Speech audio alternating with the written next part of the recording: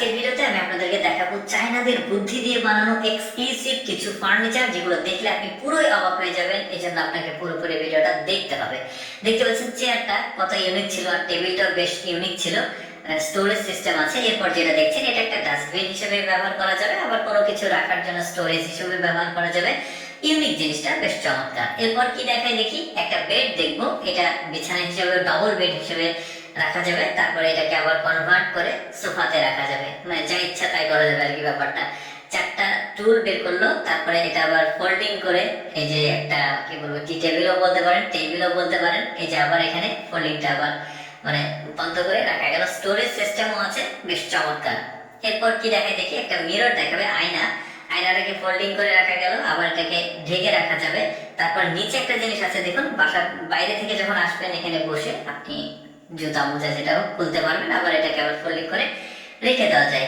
এগুলো কিন্তু সব বুদ্ধি দিয়ে আসলে ভেবে ভেবে তৈরি করতে হয়েছে, বেশ চমৎকার। এই যে একের মধ্যে চার যেটাকে বলে, এটা আবার টেবিল। কি চমৎকার ভাবে তারা এই জিনিসগুলো তৈরি করে, একদমই এক্সেপশনাল মনে হয়েছে আমার কাছে। তাই ভাবলাম যে আপনাদের সাথে ভিডিওটা শেয়ার করি। বেশ চমৎকার ফার্নিচার গুলো কিন্তু এই যে এক জায়গায় রেখে দিলাম।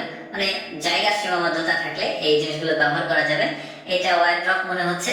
আবার এটাকে আবার মেয়েদের আসলে এখানে জুয়েলারিস বা এখানে সাজুগুজু করার জায়গা, এটাকে আবার ফোল্ডিং করে রেখে দেওয়া যাবে। এই যে বন্ধ করে রাখা গেল, বেশ চমৎকার। এরপর কি দেখায় দেখি, এখানে মানে এই টেবিলটা দেখুন, কি চমৎকার একটা টেবিল উপরে রেখে দিল। মানে জায়গা যদি আপনার বাসায় শর্ট হয় তাহলে কিন্তু এই ধরনের ফার্নিচার আপনি রাখতেই পারেন। চমৎকার। মানে শুধু যে জায়গার সীমাবদ্ধতার কারণে এগুলো ব্যবহার করতে হবে তা কিন্তু না, আপনি চাইলে এক্সেপশনাল ফার্নিচার হিসেবে ওগুলো রাখতে পারেন। এটা আবার ফোল্ডিং, ওই যে ঘরের কোণাতে সব মানে ঘরের সৌন্দর্য বৃদ্ধির জন্য কিছু জিনিসপত্র রাখে বা প্রয়োজনীয় জিনিসপত্র রাখতে পারবেন। জিনিসগুলো ফোল্ডিং মানে সাজিয়ে রাখার জন্য এগুলা।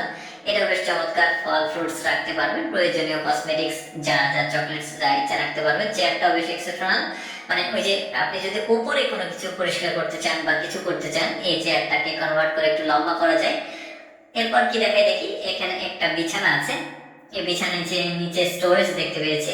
তারপরে এটাকে কনভার্ট করে এটাকে আবার সোফা করা যাবে। চমৎকার। কিন্তু মানে এই জিনিসগুলো তৈরি করতে অনেক বুদ্ধি খাটিয়ে ভেবে ভেবে আসলে তৈরি করতে হয়েছে।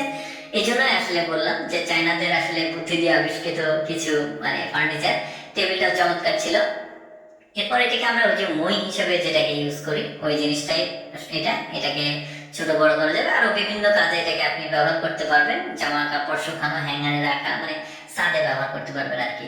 তো এরপর এই চেয়ারটা আমার কাছে একটু এক্সক্লুসিভ মনে হয়েছে। মানে যখন একটু টায়ার্ড হয়ে যাবেন, বিশ্রাম নেওয়ার প্রয়োজন, তখন কিন্তু শুয়ে বিশ্রাম নিতে পারবেন। আবার ফোল্ডিং করে এটাকে রেখে দেওয়া গেল টেবিলে, বেশ চমৎকার। অ্যাকচুয়ালি আমি চেষ্টা করি আমার এই লেটস গো ফেসবুক পেজের মাধ্যমে আপনাদেরকে এক্সেপশনাল কোনো কিছু দেখানোর, যেগুলো সচরাচর মানুষ কম দেখতে পায়। এইরকম এক্সেপশনাল ভিডিও প্রতিদিন যদি দেখতে ভালো লাগে, তাহলে আমাদের লেটস গো ফেসবুক পেজটি ফলো রাখতে পারেন, কারণ প্রতিদিন আমরা এরকম ভিডিও আপলোড দিই। আর এই ভিডিওটি কেমন লাগলো কমেন্ট করে আপনার মতামত জানাবেন। ধন্যবাদ।